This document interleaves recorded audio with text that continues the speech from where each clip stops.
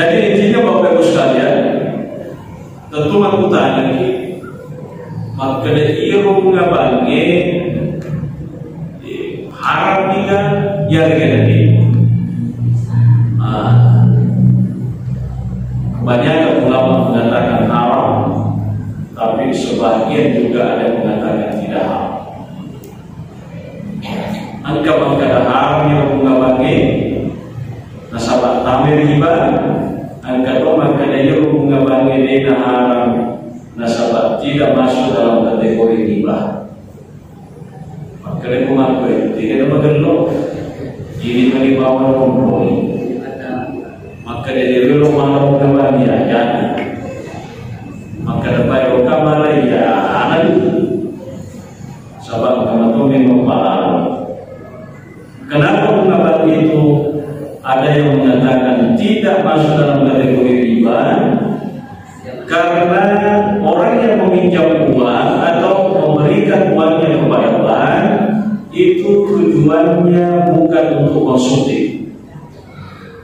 Dan pada kalau tahu makin rendah nasabah berbentuk ini sebalanca menjadi berat lalu mandang gandum mampu kue sehingga kalau bangin bindre deka kalau kan bindre gara-gara deka dengan balanca dan dia balik.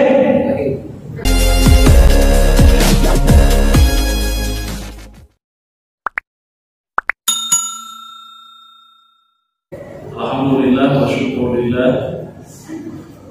Bapak Ibu para jamaah hadirin yang insyaallah dimuliakan oleh Allah Subhanahu wa taala. Malam ini alhamdulillah kembali kita diberi kesempatan untuk melanjutkan pengajian kita, yakni pengajian tentang jual beli. Kalau tidak salah pekan lalu kita membahas tentang piutang. Insyaallah malam ini masih ada pembahasannya tersisa. Maka itu yang kita akan tuntaskan dulu. Nanti kalau masih ada waktu kita bisa masuk pada materi berikutnya. Jadi utang piutang itu ya pertama sejak dulu terjadi, ya mungkin sejak adanya manusia yang namanya utang piutang itu sudah dilakukan sampai hari ini. Ya, utang piutang ini kalau di dalam bahasa fikih umumnya disebut dengan qard, ya, atau biasa juga disebut dengan dain, ya, hutang. Ya. Tapi dalam bahasa fikihnya adalah al-qard, ya. Bagaimana prinsipnya utang piutang ini? Ya, kalau disebut dengan qard berarti apa yang dipinjamkan itu juga yang dikembalikan. Jadi ketika misalnya orang meminjam uang, maka yang dikembalikan adalah uang. Ya. Yang kedua, kalau dia meminjam uang tapi ternyata waktu peminjamannya itu lama baru dikembalikan, bagaimana kalau misalnya terjadi perubahan nilai pada uang itu? Misalnya contoh, kalau sekarang ini ada orang minjam uang puluhan juta, apa dibayar? Ya, kalau masa peminjamannya itu menengah berarti bisa sampai 1 tahun, 2 tahun. Nah, bagaimana kalau saya meminjam uang 100 juta, nanti saya bayar setelah 2 tahun kemudian? Bagaimana kalau uang itu ternyata merubah kekuatan belinya, ya kan? Nah, jadi rupiah 100 juta tetap corona, dia kekuatan belinya berubah. 100 juta rupiah, jadi janji nah kena terlalu motor misalnya, tapi yang pinrene di kita dua tahun apa di Bali Sungai ini, dia jadi 100 juta 2 kali motor orang kena, ikan rugi kemana? Nah 100 juta yang pinrene 100 juta yang Bali Sungai. Cuma masalahnya waktu yang pinrene terlalu motor baru kena di Bali Sungai ini 2 kali motor baru kena, kira-kira dia kan rugi kemana? Rugi di mana ini apa biasanya Pak Pinrene ini? Ya, pasti yang meminjamkan itu pasti merasa rugi. Kenapa? Karena uang yang 100 juta itu kekuatan belinya itu mengalami penurunan, atau dalam bahasa fikih kadang disebut dengan inkhifad. Ya. Jadi mengalami penurunan kekuatan. Ya. Nah sebagai itu duitnya dua berubah sebenarnya. Pertama statusnya yang duitnya keritala kima ismiyah. Biasanya kima ismiyah bantuannya nilai nominal. Yang taruhnya aku di duit, misalnya 200 ya 100 aku taruhi bro. Yang 200 dengan kena berubah ya. Ayo ditala kima ismiyah. Tetapi selain daripada itu, yang duit kalau ditala kuah syirahiyah. Kekuatan belinya itu uang yang berubah. Yang diberi ismiyana nilai nominalnya tetap sejak menjadi duit sampai duit itu inna lillahi wa inna ilaihi raji'un. Bertuara bunyi ya harga mati tidak berlaku tetap 100 terugi bro. Yang ditala kima ismiyah. Ya. Ayat itu rumah pinrengnya, apakah kima ismiyahnya yang kita pinjamkan sama orang sehingga kemudian mutus yang kata mereka duitnya sifat orang itu dapat disuruh nasabah nominal nomor mereka. Maka ada 10 tahun mereka duitnya 110, apa kita dapat disuruh? Siapa ada 110, siapa dapat disuruh ini 110. Kira-kira itu oke.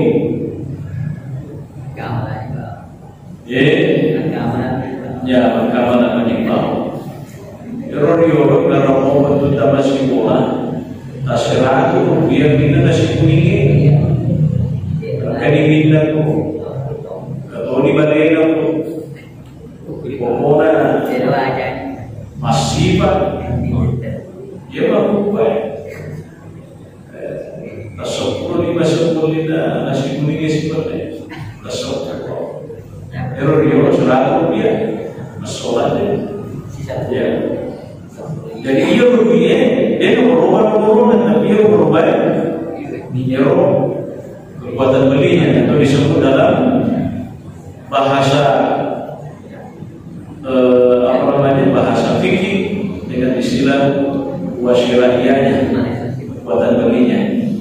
Dari sinilah kemudian yang berikut atau berita ada yang mengatakan begini, seandainya ada orang meminjamkan misalnya uang dalam jumlah besar kepada orang lain, dia bisa sepakat dengan orang itu bahwa jumlah uang yang dipinjamkan itu ketika itu berapa emas kena. Misalnya pinreng bagi 10 juta ribu, betul nanti Indonesia kira-kira nak kena ulawal, maka ada 10 juta 10 orang, betul? Siapa pinreng ini kada setahun. Bisa kita sepakati bahwa nanti ketika dikembalikan, jumlah yang dikembalikan itu sesuai dengan harga 10 gram. Jadi maka betapa isu ternyata euro ulah 10 gram 10 bisa dijuta lina, maka si baru tambah isu ganda. Karena itu maka dari itu kapan? Nasabah tak tambah itu, maka jadi menurut saya sahabat kita nasabah ia menaita dan dia nomor dunia yang dia kekuatan belinya lebih ada begitu memang kekuatan belinya uang yang dilihat bukan nominal angkanya dia pak kok angka nominalnya ini tak urasa dia kan belum mampir. Apalagi dari 5 miliaran ketolong ke dibangi mana lebih kalau buka usaha ya 5 miliar dan lebih maka bina beli setelah 10 tahun kemudian dari mana lebih bagi mampir 5 miliar 10 tahun kemudian lebih jadi mampu gue 5 miliar sama dengan 1 Pertamina tapi 10 tahun kemudian dia nak jadi Pertamina belum dua Pertamina. Ya, siapa yang rugi? Pasti rugi pihak perbankan. Memang engkau telah al-qardul hasan. Ia sebenarnya konsepnya kami namanya diterapkan di tengah-tengah kita sebagai masyarakat Islam. Dari komitmen bantuannya mampir rengi tujuan intinya adalah untuk saling membantu satu sama lain. Agak sangat hasan ya bantuan mampir rengi deka gabungan bantuan lillahi ta'ala syahadat ibu kalau kita kembalikan tetap sifat terbalis itu namanya al-qardul hasan itu konsep. Ya, jadi istilahnya pinjaman tanpa bunga bahasanya. Ya, kalau di perbankan mungkin kredit tanpa bunga. Ya, seandainya misalkan kalau betul berguna, ya kan, di mana pahala itu belum sampah, ya ingin membantu memudahkan orang, ya maka kayak macam mau tak minta nangka ke mana modal 10 juta si topi matu banyak berhasil kok saya dibeli tetap ada 10 juta maka dah mana ikut turun yang tina harganya 10 juta nilai dah jadi nama ganda jadi bagus itu namanya al-qardul hasan. Al-qardul hasan ini konsep sebenarnya bisa diterapkan. Seandainya istilahnya ketomeko nasabah masa kita biar kelindungan tadi enggak tapi masalah bantuannya ya pada dokiman tambah betul rumah masalah kami begini nasabah ya yang lebih rubah tauhid kalau dalam bahasa Nabi ya engkau dimulai 5 dosikirna kena mulai anda bersikap itu, kena mulai pintu bersikap apa? Kena mulai bersikap siapa? Kena siapa bersikap siapa? Begitu seterusnya. Nabi Sallallahu Alaihi Wasallam, ia mana jauh bilau tambah dari itu foto di berita. Bantuan lagi. Innalillahi wa inna ilaihi raji'un. Padahal sebenarnya konsepnya mengelola. Coba bayangkan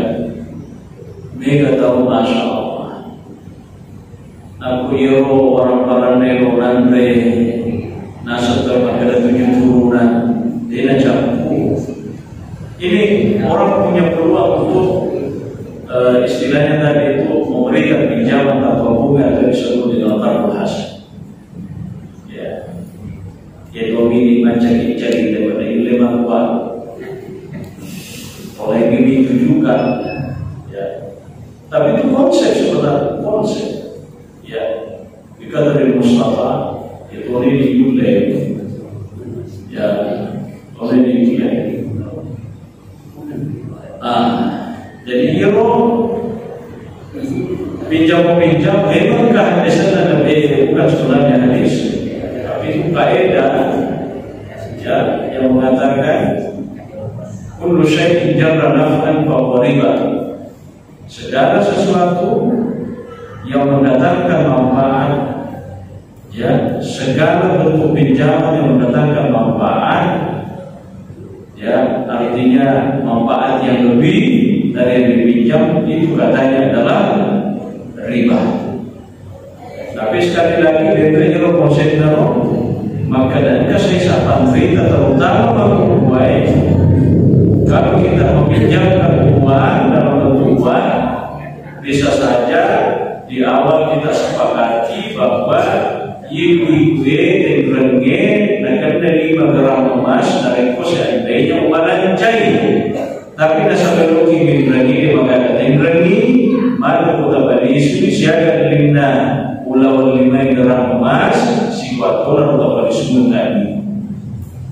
Jadi kota tambah berarti tambahnya mungkin 5 juta kita wiring bagi semua kubuai 5 juta 200 kalau kita emas ulang 5 gram berarti ya tambah ke 200 memang pak kita makan riba sahabat siapa ketambahan tapi ada berbeda ya maka memang ia nilainya dunia berubah kekuatannya dunia berubah ia akan nominalnya dia akan berubah. Nah ini nama kubuai rata-rata atau mapinren ya tadinya ia teruji napinren nah ia kekuatannya ia orang napinren ini ya memang kalau dipikir-pikir itu lebih maslahat dan lebih adil. Seandainya misalnya dia juga mulai dari konsep qardul hasan, ya artinya pinjaman tanpa bunga, ya berapa lama kita pinjam tidak peduli yang penting siapa dia bersikotor atau isu. Bero harga ini terus, bero ulangnya lina terus. Yang penting sikualan 10 juta ribu tanah sikotor kita bersih. Maka dia aku ini udah mungkin ada ini itu namanya qardul hasan.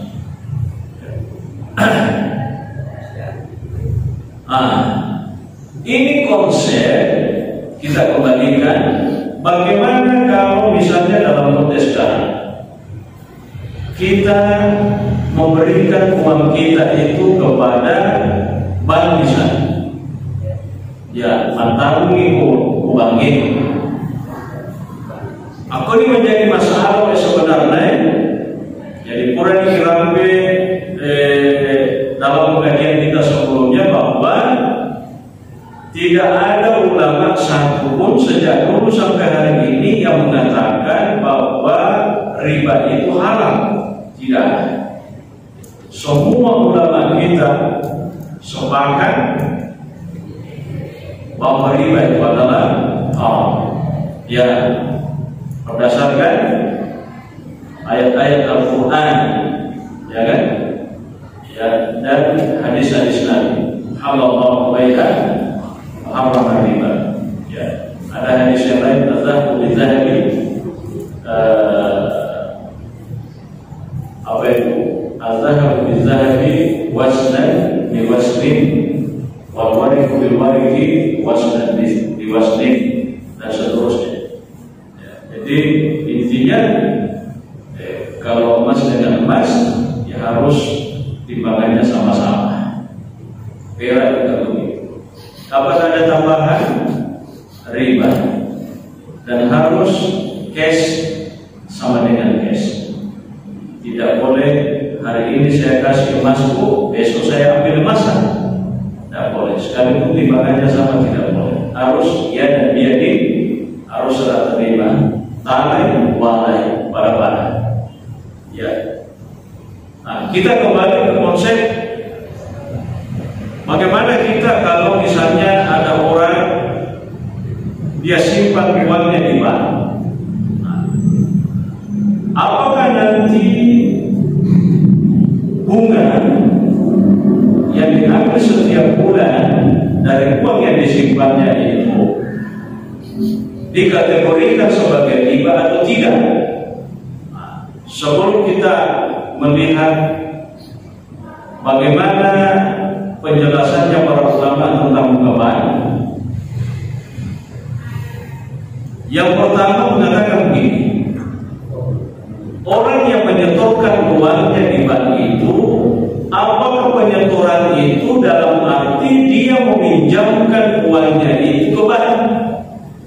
Ya, misalnya ia akan ribu utilo ke di bank, paling teler euro, jangan ribu.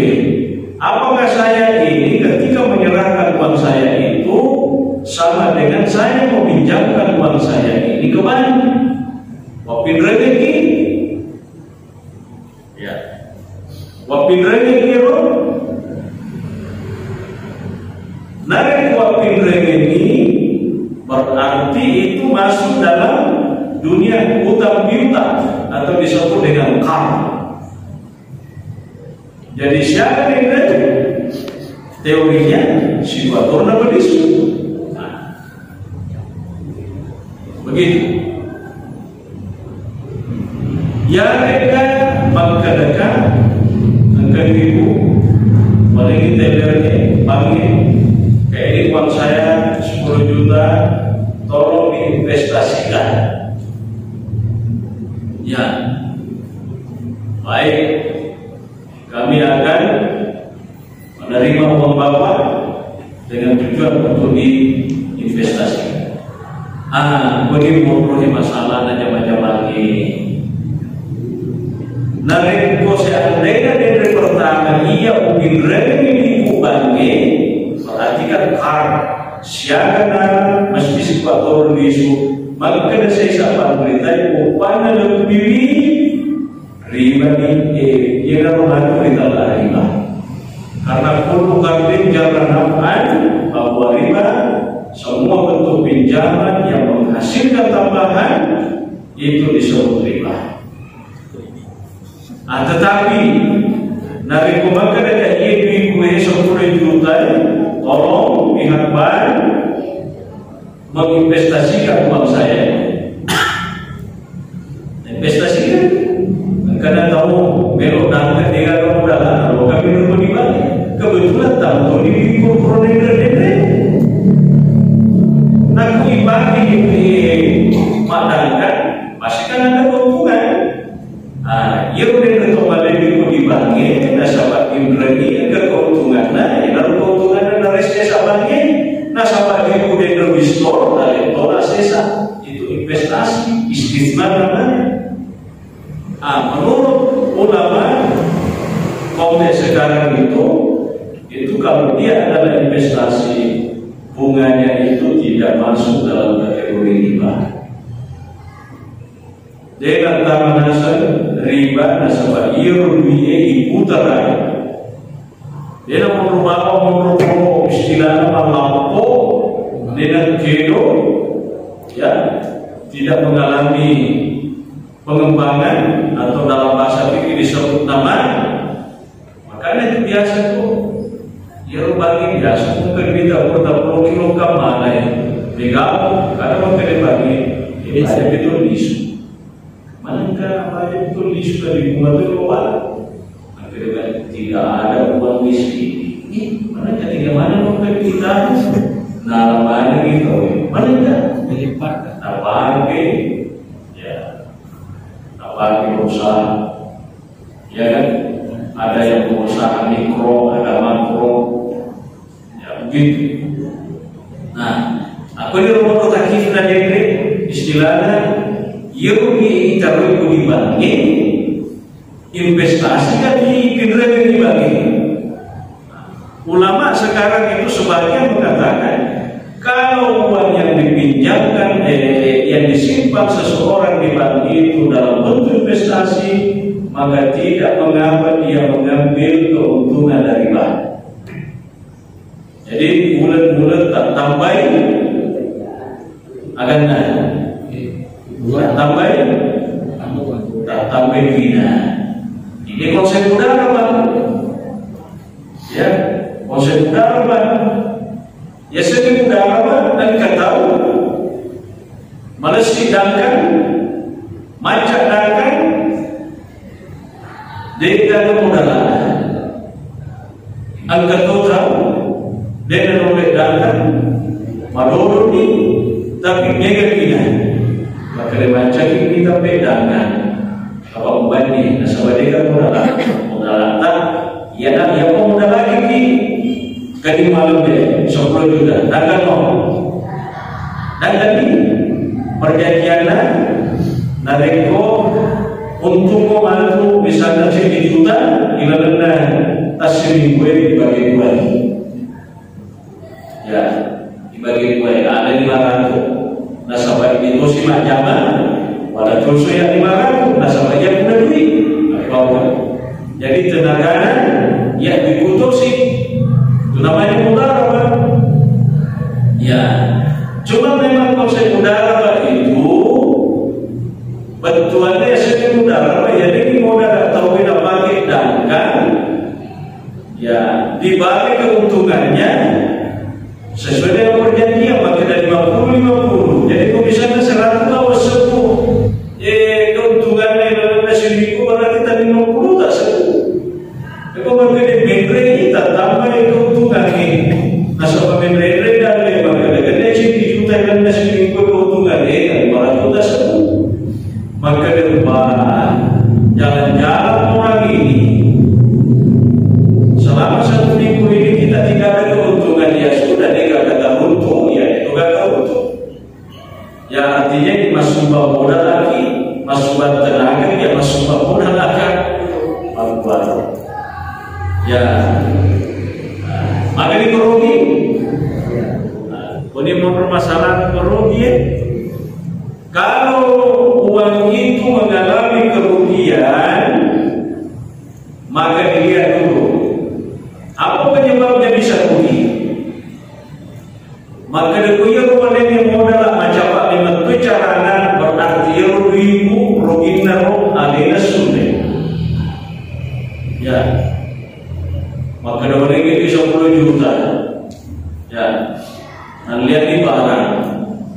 Bosi-bosi di dalam kamu bosi barang ini masalah barang ini kan dia beli rogi modalnya bantai aseraman di bawah juta Pak rogi 1 juta gara-gara barang rusak ini kan tanggung rugi dan tanggung rugi itu oleh ini nasabah mukasir namanya macam apa ia tidak ada kebangkitan di walaupun itu 10 juta dan dikasih barang tak boleh malimana ke barang yang beli dia gak usul kesengajaan ditujukan dan dirugi oleh niro maka yang menanggung kerugiannya adalah pemilik modal begitu ya. Yang penting dia gak usul kesengajaan maka promedi para kaya ini bagi di barang apa musirahnya bagi mana berarti kok kerugian berarti yang menanggung kerugian itu adalah pemilik modal itu konsep udara cuma konsep ini kalau dalam konteks sekarang yang nomor masalahnya nasabah dia sudah sering udara dia keuntungan ini dia menangkai bicara dibagi dari keuntungan maka dah seminggu 1 juta keuntungan tertentu berarti tak 500 juta. Bila ada seminggu kedua, terberat ke bawah semua berarti tak 150. Bila ada minggu ketiga, 2 juta keuntungan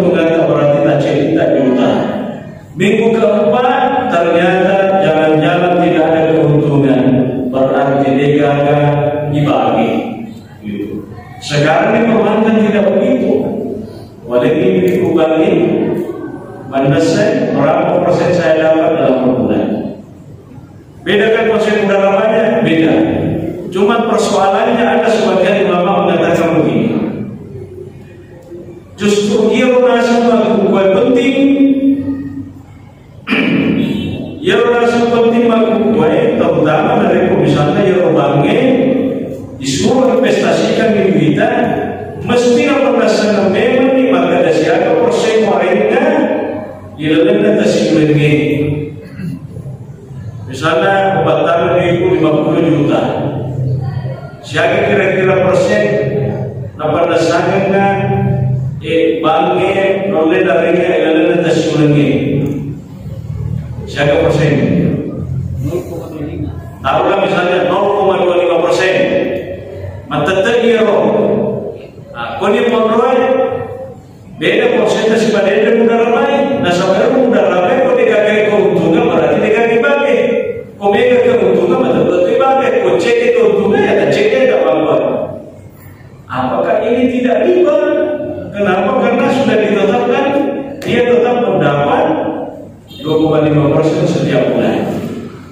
Ada ulama sekarang mengatakan bahwa justru itu yang perlu dilakukan di pada saat memang ini. Nasabah mana? Pertimbangannya ini berbeda banget. Ada untuk mengenai asalnya yang berita, tapi jelas berita ini. Ya, dia seorang ulama ahli tafsir pernah jadi mufti. Dia mengatakan justru itu yang paling penting oleh perbankan ditentukan memang nih berapa persen diberikan kepada orang yang menyetorkan uangnya dalam bentuk investasi itu tadi. Sebabnya supaya dia di baru Pak itu rasa bangga, ya ini bisa 100 juta, dia sudah bisa istilahnya dia pelajari.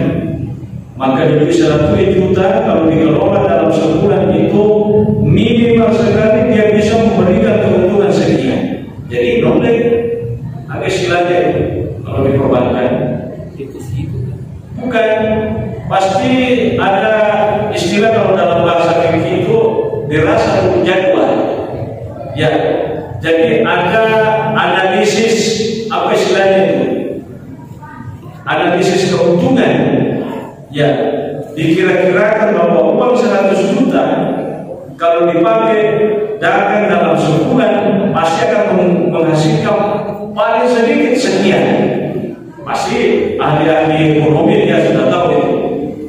Ya, sehingga kemudian dia mengatakan apa nasabah memang misalnya ya dia beri 50 juta apa nasabah memang setiap bulan saya diberikan 2,5%. Maka lembaga ini juga demi untuk menjaga maslahat saya. Pak jangan sampai si Pak Domo nyari kayak Pak Domo kan. Sama contoh Alena bapaknya Nestori kita kuliah ya kan siapa 50 juta kemudian kita konsepnya ia pernah kaibat dari keuntungi siapa tahu ia kelas kan dari bapaknya kita orang tu mana ya keuntungan tu maka tu ikut 50 juta maka kau bisa marah kaibat ia boleh dilihat keuntungan padahal buat dijadikan keuntungan kan dijawab-jawab kan siapa yang kasih yang begitu kasih apa pak udah memang nasabah bapaknya tomati dulu maka sekalian dia nak pergi makan ya maka dia tak akan dibuka ya dikuilakan dia kerja berubah keuntungan itu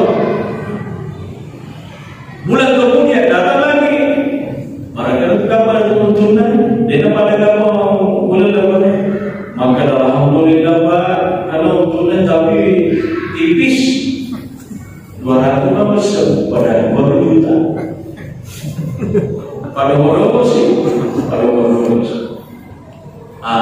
Dengan pertimbangan beginilah kemudian tadi ulama kita itu mengatakan supaya maslahatnya bapak ini dari padomo tentu kami itu 50 juta ini dapat tamu dibagi.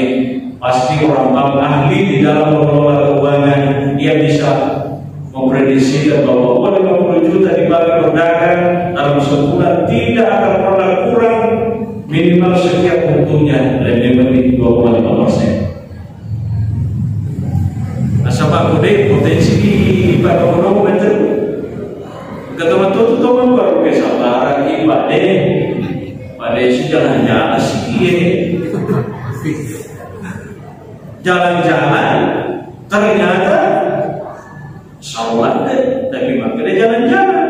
Pada setelah apa makanya punya mana punya cek, jadi ada tipu dari Yesus pula. Nah itu kan berarti kan apa istilahnya transparansinya tidak benar, gitu kan? Makanya tadi dari pertimbangan itu ada ulama kita, guru kita mengatakan, pokoknya tidak apa-apa di awal terlibat memang berbeda. Siapa kita dapat tambahin sekian persen setiap bulan kita kasih, aktif. Tentunya ini ada sakit. Mayoritas kita hindari jangan sampai untung isar bina tawe na pakai dan tapi makin tiga kesal. Ya biasa kan. Ya mereka makan ke masa corona tapi jadi awan padahal ribuan kurang bermasalah. Ya. Jadi intinya Bapak Ibu sekalian, tentu aku tanya lagi, maka ia hubungan bangi harap kita ya begini.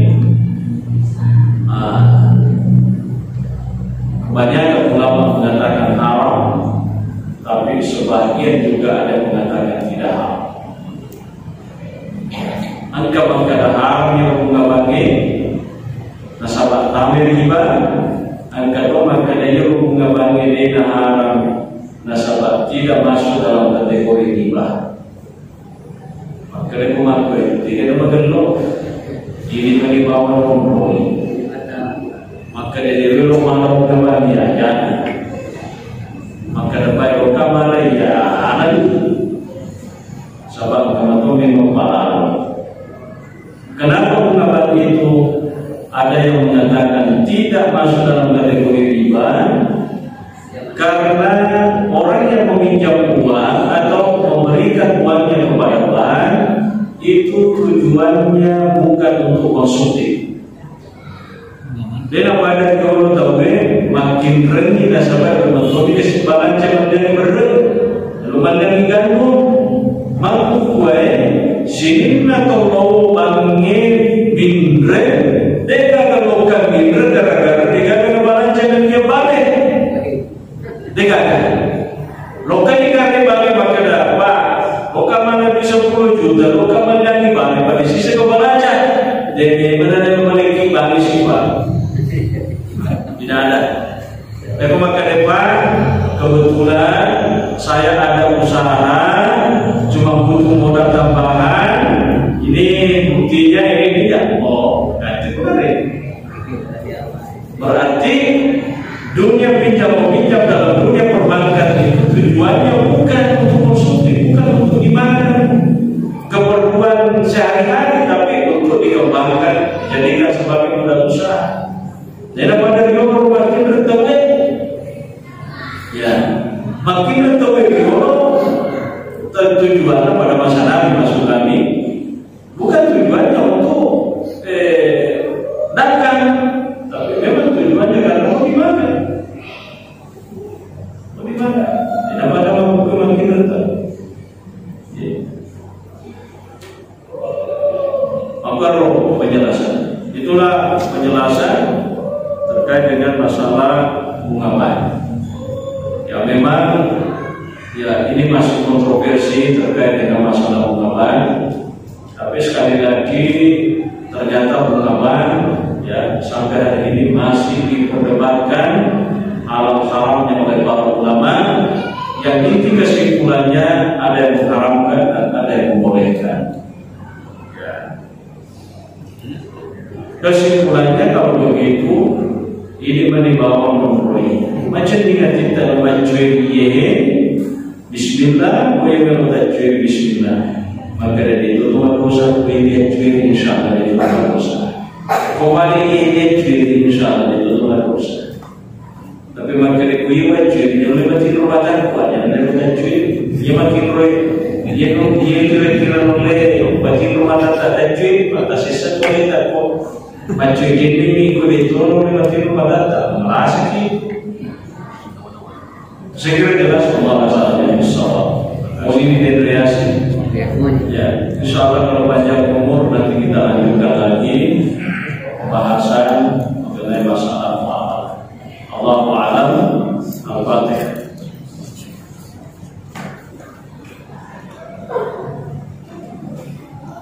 Alhamdulillah. Assalamualaikum warahmatullahi wabarakatuh. Waalaikumsalam.